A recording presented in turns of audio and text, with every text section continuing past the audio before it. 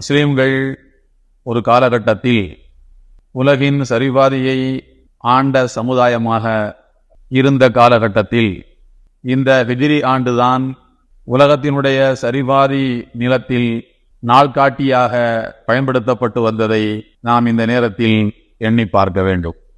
அல்லாஹு தஆலா முஸ்லிம்களை இந்த கொள்கையை நீங்கள் நம்புங்கள் என்று சொல்லி எந்த வழிகாட்டுதலும் இன்றி அப்படியே பாலைவனத்தில் தவிப்பவனைப் போல முஸ்லிம்களை விட்டுவிடவில்லை. மாறாக வாழ்வினுடைய எல்லா பகுதிகளிலும் அவர்களுக்கு தேவைப்படுகின்ற எல்லா விதமான வழிகாட்டுதல்களையும் அல்லாஹ் நிறைவாக வழங்கியிருக்கின்றான். இஸ்லாத்தை ஏற்றுக்கொண்ட மக்கள் பின்பற்றுவதற்கு இலகுவான வழிமுறைகளையும் அவன் வழங்கியிருக்கின்றான். ஒரு காலகட்டத்திலே அப்பாசிய கிலாஃபத்தினுடைய காலகட்டம் என்று சொன்னால், அல்லது அதற்கு முந்திய உமையாக்களின் காலகட்டம் என்று சொன்னால், அல்லது அதற்கு பிறகு வந்திருக்கக்கூடிய உஸ்மானிய சாம்ராஜ்யத்தின் காலகட்டம் என்று சொன்னால், முஸ்லிம்கள் தான் உலகத்தின் திசையை தீர்மானிக்கக்கூடியவர்களாக இருந்தார்கள். ஐரோப்பிய நாடுகளிலே இருந்து, குறிப்பாக ஜெர்மனி, பிரிட்டன் போன்ற நாடுகளிலே இருந்து ஐரோப்பிய இளைஞர்கள் கல்விகளை கற்பதற்காக ஸ்பெயின் நாட்டுக்கு படையெடுத்து வந்து கொண்டிருந்தார்கள். ஸ்பெயின் என்று சொன்னால் அதற்கு இப்போதைய பெயர்தான் ஸ்பெயின். முஸ்லிம்கள் சுமார் 7 நூற்றாண்டு காலமாக ஸ்பெயினிலே ஆட்சி நடத்தி கொண்டிருந்த போது அந்த நாட்டுக்கு பெயர் அந்தலூஸ். அந்தலூஸ் தான் தலைநகர்.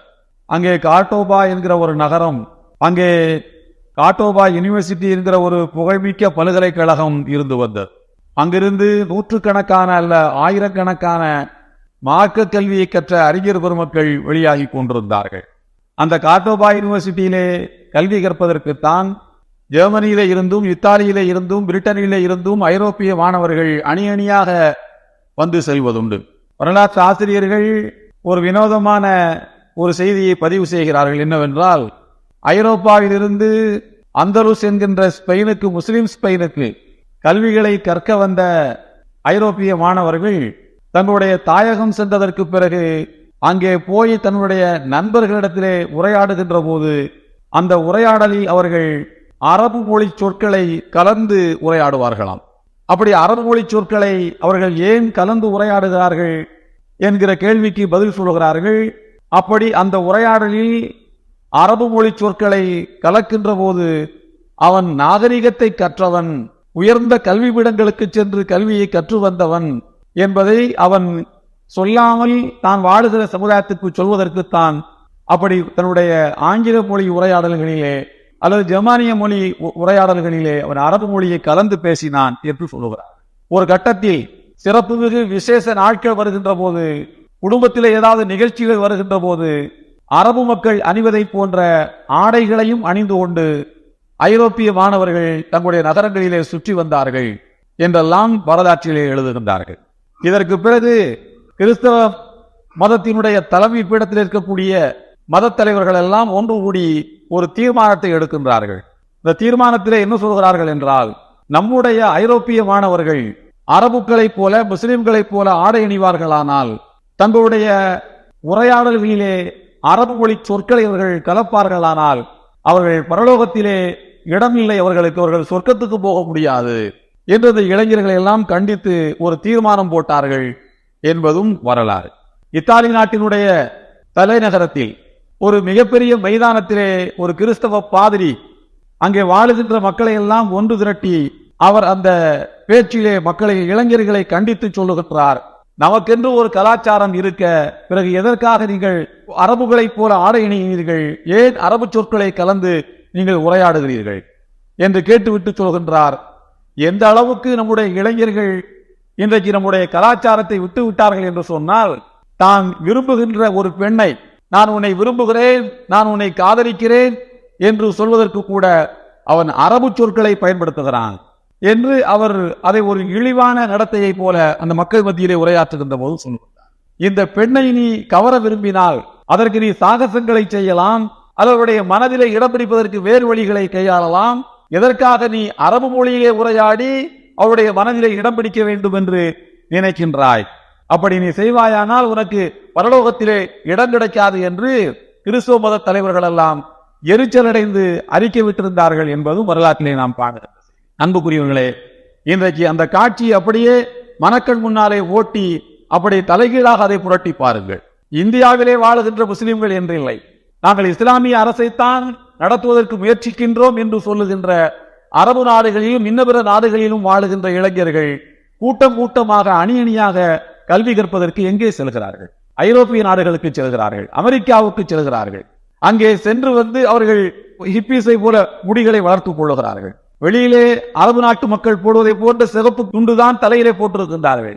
சிவப்பு துண்டை தூக்கிவிட்டு பார்த்தால் உள்ளே ஹிப்பியை போல முடி வைத்திருக்கின்றார்கள். அநாகரிகமான கோலத்திலே இருக்கின்றார்கள். கடந்த ஆண்டு ஹஜ்ஜி நிறைவடைந்ததற்கு பிறகு வந்த 2வது வெள்ளிக்கிழமையில் ஹரம் ஷெரீஃபில் இமாம் ஆற்றிய வெள்ளிக்கிழமை உரையில் ஓரின சேர்க்கையை கண்டித்து அவர் காபத்துல்லாவிலே நின்று பேசுகிறார் என்று சொன்னால் அந்த மண்ணிலே எப்படிப்பட்ட நிலைமை வந்திருக்கிறது என்பதை நாம் புரிந்து கொள்வதற்கு அவருடைய அந்த உரை போதுமானதாக இருக்கிறது. இதெல்லாம் எங்கிருந்து வருகிறது என்று கேட்டால், அரபுலகத்திலே வாழுகின்ற மக்கள் ஐரோப்பிய கலாச்சாரத்தை ஆடை அணிகலன்களிலும் உள்வாங்கிக் கொண்டார்கள், நடத்தையிலும் உள்வாங்கிக் கொண்டார்கள், பேச்சு வழக்கையும் உள்வாங்கிக் கொண்டார்கள், வீட்டுக்குள்ளேயும் அந்த பழக்க வழக்கத்தை கொண்டு வந்து விட்டார்கள். இதுவே ஒரு 500-600 ஆண்டுகளுக்கு முன்னால், ஏன் ரொம்ப வேகமாக செல்ல வேண்டியதில்லை, ஒரு 300-400 ஆண்டுகளுக்கு முன்னால் நிலைமை அப்படியே தலைகீழாக இருந்தது. இப்படிப்பட்ட வீழ்ச்சி இந்த சமுதாயத்துக்கு ஏன் வந்தது? பொதுவாகவே உலகத்திலே ஒரு மரபு இருக்கிறது. புகழின் உச்சத்துக்கு போனவர்கள் ஒரு நாள் கீழே இறங்கி வந்துதான் ஆக வேண்டும். அதிகாரத்தின் உச்சத்துக்கு போனவர்கள் ஒரு நாள் கீழே இறங்கி வந்துதான் ஆக வேண்டும். அருள்மறையாம் திருக்குர்ஆனிலே ஒரு வசனம் உண்டு, அல்யௌம அக்மல்து லக்கும் தீனக்கும் அத்மம்து அலைக்கும் நிஅமதி வ ரதீது லக்குமுல் இஸ்லாம தீனா. எல்லாம் வல்ல அல்லாஹ் நபிகள் நாயகம் ஸல்லல்லாஹு அலைஹி வஸல்லம் அவர்கள் ஹஜ்ஜுக்கு சென்றிருந்த போது ஹஜ்ஜில் வைத்து அவர்களுக்கு இறக்கியுள்ள அவருடைய வசனம் அது. துல்ஹஜ் பிறை அரஃபா அன்றைக்கு 9 அன்றைக்கா அல்லது 10 அன்றைக்கா இந்த வசனம் இறக்கியுள்ளப்பட்டது என்பதிலே அந்த ஒரு நாள் முன்பின் என்பதிலே கருத்து ஏற்பாடுகள் இருக்கின்றன. மொத்தத்தில் ஹஜ்ஜினுடைய அமல்களில் ரசூலுல்லாஹி ஸல்லல்லாஹு அலைஹி வஸல்லம் இருக்கும் போதுதான் இந்த வசனம் இறக்கியுள்ளப்பட்டது. அந்த வசனம் இறக்கப்பட்டவுடன் சஹாபாக்கள் எல்லாம் மகிழ்ச்சி அடைந்தார்கள். உமர் ரலியல்லாஹு அன்ஹு மாத்திரம் கவலைப்பட்டுக் கொண்டிருந்தார்கள். அந்த வசனத்தில் அல்லாஹ் என்ன சொல்கிறான்? இன்றைய தினத்தில் நான் உங்களுக்கு உங்களுடைய மார்க்கத்தை நான் பரிபூரணப்படுத்தி தந்து விட்டேன். அத்மம்து அலைக்கும் நிஅமதி, என்னுடைய பாக்கியங்களை உங்களுக்கு நான் நிறைவாக தந்து விட்டேன். ரதீது லக்குமுல் இஸ்லாம தீனா, இந்த இஸ்லாம் என்கிற மார்க்கத்தை உங்களுக்கு நான் திருப்தியோடு ஏற்றுக்கொண்டு விட்டேன் என்று அல்லாஹ் சொல்லி காட்டக்கூடிய வசனம். இந்த வசனம் சஹாபாக்களுக்கு மகிழ்ச்சியை தந்தது. ஆனால் உமர் ரலியல்லாஹு அன்ஹு அவர்கள் கவலையில இருந்தார்கள். ஏன் என்று கேட்கும்போது சஹீஹ் புகாரியில் இருக்கக்கூடிய வாசகம், முழுமையடைந்த எதுவும் கீழே இறங்கி குறையாமல் இருப்பதில்லை. எதுவும் நிறைவடைந்து விட்டால் பிறகு அதிலே இன்னும் கூடுதலாக சேர்ப்பதற்கு ஒன்றும் இல்லை. அது உச்சகட்டத்தை அடைந்து விட்டது. பிறகு அதற்கு மேலே செல்வதற்கு என்ன இருக்கிறது? ஒன்றும் இல்லை. ஆகையினால் அது தளர்ந்து கீழே இறங்கிவிடும். அதை நினைத்து கவலைப்படுகின்றேன் என்று சொன்னார். அப்படியானால் இந்த மார்க்கத்தில் முஸ்லிம்கள் இந்த மார்க்கத்தை கட்டி காப்பாற்ற வேண்டிய, குறையேதும் இல்லாமல் இந்த மார்க்கத்தை இதனுடைய அன்றாட வாழ்விலே கடைபிடித்து காப்பாற்ற வேண்டிய முஸ்லிம்கள் இந்த மார்க்கத்தை நழுவவும் தவறவும் விட்டு விடுவார்கள். இந்த மார்க்கத்தை சீர்குறைய விடும்போது அவர்கள் வேடிக்கை பார்த்துக் கொண்டிருப்பார்கள் என்பதுதான் அதற்கு பொருள். ஹஜ்ரத் உமர் ரலியல்லாஹு அன்ஹு இடத்திலே ஒரு யூதன் வருகின்றான். வந்து சொன்னான், கலீஃபா உமர் அவர்களே, உங்களுடைய திருக்குர்ஆனிலே ஒரு வசனம் இருக்கிறது, அதை போன்ற ஒரு வசனம் எங்கள் வேதத்தில் எங்களுடைய தௌராத்தில் எங்களுக்கு இறக்கப்பட்டிருக்குமானால் அந்த வசனம் இறங்கிய நாளை நாங்கள் பெருநாளாகவே கொண்டாடுவோம். அவ்வளவு கனமான செய்திகளை தாங்கி நிற்கின்ற ஒரு வசனத்தை அல்லாஹ் உங்களுடைய வேதத்தில் இறக்கி வைத்திருக்கின்றார்கள். அவன் போட்ட அந்த முன்னுரையில் உமர் ரலியல்லாஹு அன்ஹு அவர்களே ஒரு கணம் சற்று நிலை குலைந்து போனார்கள். அப்படி என்னப்பா ஒரு வசனத்தை நீ பார்த்தாய் குர்ஆன்ல, எங்களுக்கு தெரியாத வசனத்தை? அவன் இந்த வசனத்தை தான் இந்த யூதன் சொன்னான், உங்களுக்கு உங்களுடைய மார்க்கத்தை நான் பரிபூரணப்படுத்தி தந்து விட்டேன், என்னுடைய அருள்கூடைகளை நிறைவுபடுத்தி தந்து விட்டேன், இஸ்லாமிய மார்க்கத்தை உங்களுக்கு நான் திருப்திகரமாக ஒப்புக்கொண்டு விட்டேன் என்று சொல்லுகிற அந்த வசனத்தை படித்துதான் உமர் ரலியல்லாஹு அன்ஹு அவர்கள் உடனே சற்று லேசான ஒரு புன்முறுவலை, ஒரு எக்கால புன்னகையை விதிர்த்து விட்டு சொன்னார்கள், நீங்கள் இந்த வசனம் உங்களுக்கு இறக்கப்பட்ட நாளை பெருநாளாக நீங்கள் கடைபிடிப்பீர்கள். ஆனால் அல்லாஹ் எங்களுக்கு செய்த பாக்கியம் என்னவென்றால் இந்த வசனத்தை இறக்கியதே பெருநாள் அன்றைக்கு தான். இந்த வசனத்தை அல்லாஹ் எங்களுக்கு தந்ததே பெருநாள் அன்றைக்கு தான் தந்தான். எங்கே இந்த சமுதாயம் இதை ஒரு பெருநாளாக கடைபிடிக்காமல் போய்விடுமோ என்று நினைத்தானோ என்னவோ, பெருநாள் அன்றைக்கே வைத்துக் கொள்ளுங்கள், துல்ஹஜ் 10 அன்றைக்கு தான் இந்த வசனம் இறக்கி விடப்பட்டது என்று ஹஜ்ரத் உமர் ரலியல்லாஹு அன்ஹு அவர்கள் சொன்னார்கள். அதிலும் கூட என்னுடைய பாக்கியத்தை உங்களுக்கு நான் முழுமைப்படுத்தி தந்தேன் என்று சொன்னானே, இந்த வசனம் இறக்கப்படுதல் என்கிற இந்த பாக்கியத்தையும் பெருநாள் அன்று தந்து அந்த பாக்கியத்தையும் விரைவாக செய்திருக்கிறார். அதுதான் இறைவன் ஒரு காரியத்தை முழுமையாக செய்து முடிக்க வேண்டும் என்று நினைத்தால் இப்படித்தான் நுட்பமாக பார்த்து பார்த்து அருட்கொடைகளை இந்த சமுதாயத்துக்கு தருவான். எனவே இங்கே நாம் சிந்திக்க வேண்டிய விஷயம் என்னவென்றால், ஒரு காலகட்டத்தில் முஸ்லிம்கள் உலகத்தினுடைய சரிவாரி நிலப்பரப்பை ஆட்சி நடத்தியவர்கள். சுல்தான் சுலைமான் அல் கானூனி என்று சொல்வார்கள். சுல்தான் என்பது அவர் அரசர், கலீஃபா என்பதை குறிக்கின்ற சொல். சுலைமான் என்பது அவருக்கு பெற்றோர் வைத்த பெயர். கானூனி என்று சொன்னால் அவர் சட்டக்காரர். காலத்துக்கு ஏதுவான பல சட்டங்களை கொண்டு வந்து மக்களை நெறிப்படுத்தியவர். அதனால் சுல்தான் சுலைமான் அல் கானூனி. இன்றைக்கும் கூட நீங்கள் பாலஸ்தீனத்துக்கு பைத்துல் முகத்தஸுக்கு போய் பார்க்க செல்வீர்களானால் அதனுடைய அந்த பள்ளிவாசலை பார்ப்பதற்கு முன்னரே உங்களுடைய பிரமிப்பின் அளவை கூட்டுகின்ற காட்சி எதுவாக இருக்கும் என்றால் அந்த பள்ளிவாசலை சுற்றி எழுப்பப்பட்டிருக்கக்கூடிய கோட்டை சுவர் போன்ற காம்பவுண்டு சுவர் தான்.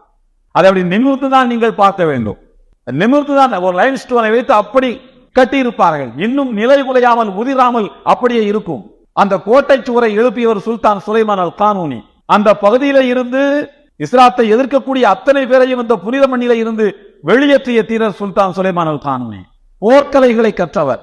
முகமது அல் ஃபாத்திஹ் என்கின்ற இவருடைய தாத்தா, இவருடைய பாட்டனார் எந்தெந்த நிலப்பரப்புகளுக்கெல்லாம் சென்று அங்கே வெற்றிகளை அவர் நினைத்த அளவுக்கு பெற முடியவில்லையோ அந்த வெற்றிகளை எல்லாம் இஸ்லாத்துக்கு கொண்டு வந்து சேர்த்தவர் சுலைமான் அல் கானூனி. உலகத்தின் சரிபாதிக்கு இஸ்லாத்தை சேர்த்தவர். அவருக்கு இதை போல ஒரு அச்சம் இருந்தது. உலகத்தில் எந்த கொள்கை கொடிகட்டி பறக்கிறதோ, எந்த கொள்கை உச்சத்துக்கு போகிறதோ, அந்த கொள்கை அல்லது எந்த ஆட்சி உச்சத்துக்கு போகிறதோ அந்த ஆட்சி ஒரு கட்டத்திலே நிலை உலர்ந்து கீழே விழ ஆரம்பிக்கும். அந்த காலத்தில் அவருடைய உறவுக்காரர் தான் தலைமை முஃப்தி, உஸ்மானிய சாம்ராஜ்யத்தினுடைய தலைமை முஃப்தியாக இருந்தவர். பெரும்பாலும் இது போன்ற மார்க்க அறிஞர்களின் வீட்டிலே அரச குலத்தை சார்ந்தவர்கள் பெண் எடுத்துக் கொள்வார்கள். ஏனென்றால் அரச குலத்தினுடைய சம்பந்தியாக அவர் இருக்கும் போது நாட்டு மக்கள் அந்த மார்க்க அறிஞரையும் மதிப்பார்கள். மார்க்க அறிஞரை மதிப்பது என்றால் அவர் கொடுக்கக்கூடிய ஃபத்வாக்களை மதிப்பது என்று பொருள், அவர் பெற்ற கல்வியை மதிப்பது என்று பொருள். அதற்காகவே இது போன்ற சம்பந்தங்களை செய்து கொள்கின்ற பழக்கம் இஸ்லாமிய சாம்ராஜ்யத்தில் இருந்தது உண்டு. தன்னுடைய உறவுக்காரர் தலைமை முஃப்தி அஃபந்தி அவர்களை கூப்பிட்டு கேட்கிறார், நாம் ஒரு நேர்மையான ஆட்சியை தருகின்றோம், அல்லாஹ்வுக்கு பயந்து ஒரு அரசு ஒரு ஆட்சியை நடத்தி கொண்டிருக்கின்றோம், எல்லா தரப்பு மக்களுக்கும் நியாயம் கிடைக்க வேண்டும் என்று நினைக்கின்றோம்.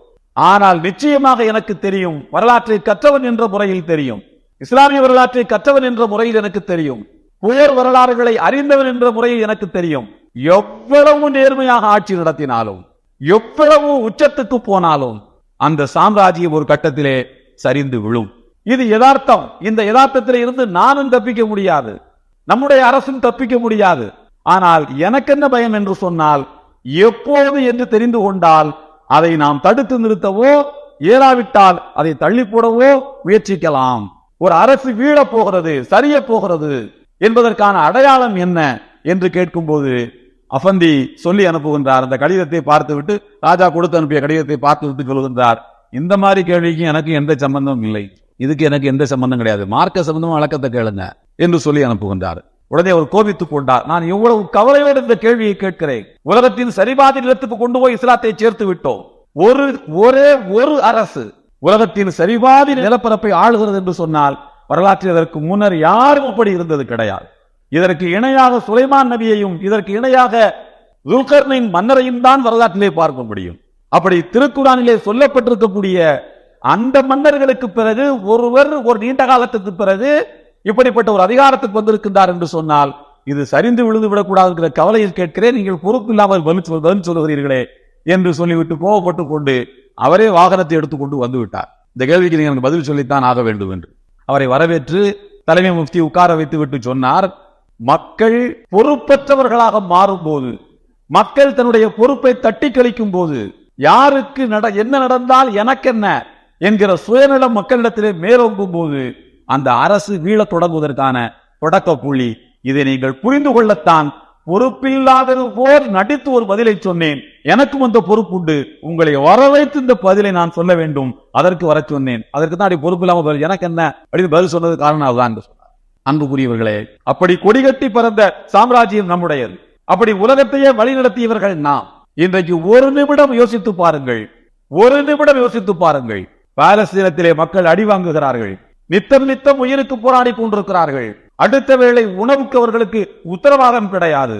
ஒரு காட்சியை புகைப்படத்திலே பார்த்துவிட்டு ஒரு நிமிடம் நான் நெகிழ்ந்து போய்விட்டேன். அவர்கள் நோன்பு துறப்பதற்கு அரஃபா அன்றைக்கு வைத்திருந்த நோன்பு, பெருநாளைக்கு முதல் நாள் அன்று அரஃபா அன்றைக்கு அவர்கள் ஒரு நஃபில் நோன்பை வைத்துவிட்டு நோன்பு துறப்பதற்கு அவர்கள் பயன்படுத்திய பானம் எதுவென்றால், அங்கே விளையக்கூடிய புல்லை அவித்து புல்ல சூடு பண்ணி அவிச்சு புல் சூப்பு, அதை வைத்தவர்கள் குடித்து நோன்பு திறக்கிறார்கள். சரி, திரவை பொருள் புல் சூப்பு குடித்து நோன்பு திறக்கிறார்கள். திடப்பொருள் என்ன, ஏதாவது பேரித்தம் பழமா என்று பார்த்தால் அந்த புல்லை ஒரு கட்டு நிறைய ஒரு தட்டிலே பிரித்து வைத்திருக்கிறார்கள். எல்லாரும் ரவுண்டு கட்டி உட்கார்ந்து இருக்காங்க. புல்லு சூப்பை சாப்பிட்டுக் கொள்ள வேண்டும், புல்லை தின்று நோன்பை திறந்து கொள்ள வேண்டும். இப்படி ஒரு வாழ்க்கை. அதிலே ஒரு 500 கிலோமீட்டர், ஒரு 300 கிலோமீட்டருக்குள்ள, அது ஒரு 40 கிலோமீட்டர் என்று வைத்துக் கொள்ளுங்கள். பக்கத்தில் இருக்கக்கூடிய எகிப்து நாடு வளமான ஒரு நாடு. அன்றைக்கும் அப்படித்தான், இன்றைக்கும் அப்படித்தான். விவசாயத்தில் ஏதோ பாலஸ்தீன் என்றால் வேற்று கிரகத்திலே அந்த மக்கள் வாழ்வதை போலவும் அதற்கு நமக்கும் எந்த சம்பந்தமும் இல்லை என்பதை போலவுமான ஒரு வாழ்க்கை வாழ்வதற்கு இந்த சமுதாயத்தை எல்லோருமாக சேர்ந்து பழக்கி விட்டு விட்டார்கள். இது ஒரு வாழ்க்கை, அது ஒரு வாழ்க்கை. அந்த எல்லைக்குள்ள போனா இப்படித்தான் இருப்பான், அந்த எல்லைக்கு வெளியில வந்தா இப்படி இருப்பான் என்று முஸ்லிம் சமுதாயத்தினுடைய அந்த சர்வதேச சகோதரத்துவ உணர்வை சிதைத்து இது இப்படி அது எப்படி என்று வாழ பழக்கி கொடுத்து விட்டார்கள் என்று சொன்னால், இந்த பொற்காலம், அந்த நம்முடைய பொற்காலம், உலகத்தினுடைய சரிவாதியை ஆண்ட அந்த பொற்காலம் திரும்ப வேண்டுமா வேண்டாமா என்பதுதான் நமக்கு முன்னால் இருக்கின்ற கேள்வி. அதுதான் ஹிஜ்ரி புத்தாண்டிலே நாம் சிந்திக்க வேண்டிய சிந்தனையாக இருக்க வேண்டும். சகோதரர்களே, வரலாற்றிலே இன்னும் ஏராளமான செய்திகள் இருக்கின்றன. நான் முன்னர் கூட உங்களுக்கு சொன்ன நினைவு இருக்கிறது. செங்கிஸ்கானை நீங்கள் கேள்விப்பட்டிருக்கலாம். மில்லியன் கணக்கிலே, மில்லியன் கணக்கிலே முஸ்லிம்களை கொன்றொழித்தவன், பகதாதுக்குள்ளே பூந்தவன், நடத்திய அட்டகாசங்கள் கொஞ்ச நஞ்சம் கிடையாது. நாடு பிடிக்கின்ற பேராசையில் அவன் உலகத்தை எல்லாம் அழிக்க வேண்டும் என்று நினைத்தான். டெல்லி பட்டணத்துக்கு கூட வந்தான். அவனை இங்கிருந்து விரட்டியவர்களே அங்கே டெல்லியிலே ஆட்சியாளர்களாக இருந்த முஸ்லிம் ராஜாக்கள் தான் விரட்டி அடித்தார்கள். இல்லை என்று சொன்னால் அவன் இந்தியாவை 7-8 முறை இந்தியாவுக்கு படையெடுத்து வந்ததாக வரலாறு சொல்லுகிறது. அப்படிப்பட்ட செங்கிஸ்கான் இமாம் புகாரி ரஹ்மத்துல்லாஹி அவர்களுடைய பிறப்பிடமாக இருக்கக்கூடிய புகாராவுக்கு செல்கின்றான். அந்த நாட்டை, அந்த நகரத்தை பிடிக்க வேண்டும் என்று. அது முஸ்லிம்களுடைய ஆட்சியின் கீழ் இருந்த நகரம். முற்றுகையிடுகிறான், தன்னுடைய ஏவலர்களை ஏவிவிட்டு கொலைகளை செய்கின்றான். மக்கள் அரண்மோல் என்று தன்னுடைய ஊரை காப்பாற்றிக் கொண்டிருக்கிறார்கள். ஒரு கட்டத்தில் அவனால் அந்த ஊருக்குள்ளே நுழைய முடியவில்லை. எழுத்துப்பூர்வமாக அந்த காலத்தை செங்கிஸ்கான் அவனே கையெழுத்து போட்டு எழுத்துப்பூர்வமாக அந்த மக்கள் மத்தியிலே ஒரு துண்டுச்சீட்டை விநியோகம் செய்கிறான். நான் கொலைகாரன், அவன் கொலைகாரன் ஊருக்கே தெரியும். மில்லியன் கணக்கிலே முஸ்லிம்களை மாத்திரம் தேடி தேடி கொலை செய்தவன். அவன் சொல்லுகிறான், உங்களில் இந்த ஊரை சார்ந்தவர்களில் யார் என்னுடைய அணியிலே சேர்ந்து கொள்கிறீர்களோ அவர்களுக்கு நான் பாதுகாப்பு தருவேன், அவங்களை நான் ஒன்றும் பண்ண மாட்டேன். என்னை எதிர்த்தவங்களை தான் நான் எதிர்ப்பேன், என்னை எதிர்த்தவர்களை கொன்றொழிப்பேன், என்னை ஆதரிப்பவர்களை நான் எதுவுமே செய்ய மாட்டேன். எனவே என்னை ஆதரிப்பவர்களிடத்திலே சேர்ந்து கொள்ளுங்கள் என்று அறிவிப்பு கொடுக்கின்றான். தன்னுடைய சொந்த பலத்திலே நம்பிக்கையற்ற கோழைகள் பலர் செங்கிஸ்கான் அணியிலே சேருகின்றார்கள். கிட்டத்தட்ட ஊர் 2ஆக பிரிந்து விட்டது. ஒரு அணி செங்கிஸ்கானுக்கு ஆதரவு அணி, இன்னொரு அணி தன்னுடைய சொந்த நாட்டை பாதுகாக்க வேண்டும் என்று போராடுகின்ற முஜாஹிதுகளின் அணி. செங்கிஸ்கான் சும்மாவே இருக்கின்றான். அவனுடைய படையினர்கள் பயன்படுத்திய ஆயுதங்களை எல்லாம் இந்த முஸ்லிம்களின் கையிலே கொடுக்கின்றான். தனக்கு ஆதரவாக வந்த முஸ்லிம்களின் கையிலே கொடுக்கின்றான். கொடுத்து விட்டு சொல்கின்றான், உங்களை அதாவது என்னை எதிர்க்கின்ற உங்கள் ஊர்க்காரர்கள் அனைவரையும் நீங்கள் கொலை செய்து விட்டு வாருங்கள், புரட்டியிட்டவர்கள் அவர்களோடு போரிட்டவர்களை வீழ்த்துங்கள், நாட்டை பிடிச்சி உங்க கையில கொடுத்துட்டு நான் எங்க ஊருக்கு போயிடுவேன், எனக்கு என் பேச்ச கேட்கிற ஒரு ஆட்சியாளர் வேணும், அவ்வளவுதான், நீங்க கேட்கறீங்க, நாட்டை பிடிச்சி உங்கள்கிட்ட கொடுத்துருவேன் என்று சொல்லுகின்றான். செங்கிஸ்கானை நம்பி முஸ்லிம்களில் ஒரு அணியே முஸ்லிம்களை கொலை செய்கிறார்கள். அனைவரும் கொல்லப்பட்டு விட்டதை உறுதி செய்ததற்கு பிறகு செங்கிஸ்கான் அந்த விலை போனவர்கள் இருக்கிறார்கள் அல்லவா, அவர்களிடம் கொடுத்த ஆயுதங்களை எல்லாம் அவன் திரும்ப பெறுகின்றான். திரும்ப பெற்றுவிட்டு தன்னுடைய படைமுக்கிடத்தில் இந்த ஆயுதங்களை கொடுத்து இவர்களை கொல்லுங்கள் என்று சொல்கிறான். நேற்று வரைக்கும் செங்கிஸ்கானின் அணியிலே சேர்ந்து விட்டால் உயிருக்கு பாதுகாப்பு என்று நினைத்துக் கொண்டிருந்தவர்கள் இன்றைக்கு செங்கிஸ்கானுடைய படையினாலேயே கொல்லப்படுகிறார்கள்.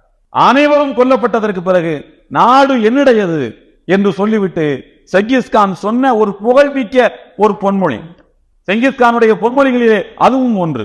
அவனுக்கு ஒரு வார்த்தையை கடைசியாக சொல்கின்றான், தன்னுடைய சொந்த பலத்தின் மீது யாருக்கு நம்பிக்கை இல்லையோ அவன்தான் துரோகியாக மாறுவான். நமக்கு ஆதரவாக வந்தவர்கள் எல்லாம் தங்களுடைய சொந்த சமுதாயத்தின் பலத்தின் மீது நம்பிக்கை இல்லாமல் அவர்களுக்கு துரோகம் செய்துவிட்டு நம்மோடு சேர்ந்தார்கள். இப்படிப்பட்ட பலமற்ற கோழைகளை வைத்துக் கொண்டு நான் என்ன பண்ண போறேன், எனக்கு வீரம் தான் வேணும், இந்த மாதிரி பயந்து போய் அணி மாறுகின்ற கோழைகள் எனக்கு தேவையில்லை, எல்லாரையும் கொல்லு என்று சொல்லிவிட்டு நாட்டை பிடித்து விட்டு போய்விட்டார். அன்புக்குரியவர்களே, இன்றைக்கு பாலஸ்தீனத்திலே மட்டுமல்ல, இந்தியாவிலும் என்ன நடக்கிறது? கோழைகள் விலை போகிறார்களா இல்லையா? தூக்கி போடுகிற எலும்பு துண்டுகளுக்கு நாவை ஆட்டிக்கொண்டு வாளை ஆட்டிக்கொண்டு ஓடுகின்ற மக்கள், இந்த இஸ்லாத்தை ஏற்றுக்கொண்ட கலிமா சொன்ன மக்கள் இருக்கிறார்களா இல்லையா? இந்த நிலை மாறும் போதுதான் அந்த பொற்காலம் நமக்கு திரும்பி வரும். வருமா என்று கேட்டால் நிச்சயம் வரும். உலகத்தின் சரிபாதியை அல்ல, மொத்த உலகத்தையும் ஆளுகின்ற வலிமையை அல்லாஹ் இந்த சமுதாயத்துக்கு தந்துதான் இருக்கின்றான். அவன் நமக்கு ஒரு குறையும் வைக்கல, குறையெல்லாம் நம்மிடத்தில் தான். எனவே நிறைவான இந்த மார்க்கத்தை எப்படி நாம் இதர சமுதாயத்து மக்களுக்கு சொல்ல போகின்றோம், உலகை ஆளும் கொள்கையாக இந்த கொள்கையை நாம் எப்படி மாற்றுவதற்கு உழைக்கப் போகின்றோம் என்கிற சிந்தனை தான் ஹிஜ்ரி புத்தாண்டினுடைய சிந்தனையாக இருக்க வேண்டும். எல்லாம் வல்ல அல்லாஹு தஆலா அவருடைய மார்க்கத்தை நிலைநாட்ட உழைக்கின்ற மக்களின் அணியில் நமக்கும் இடமளிப்பானாக. வாஹிரு தஅவானா அல்ஹம்துலில்லாஹி ரப்பில் ஆலமீன். அஸ்ஸலாமு அலைக்கும் வரஹ்மத்துல்லாஹி